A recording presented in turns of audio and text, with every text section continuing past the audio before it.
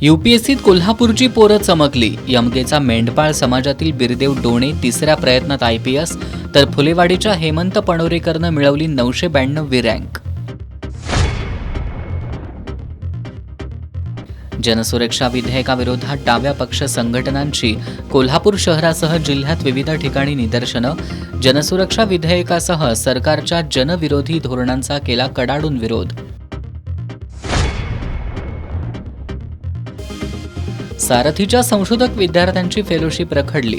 उद्याच्या सारथीच्या पुणे कार्यालयासमोरील आंदोलनात कोल्हापुरातील विद्यार्थी सुद्धा सहभागी होणार.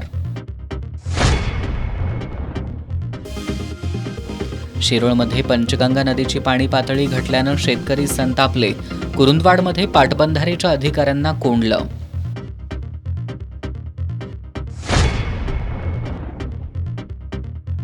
आणि कोल्हापूर महानगरपालिका कर्मचारी संघ संपावर ठाम.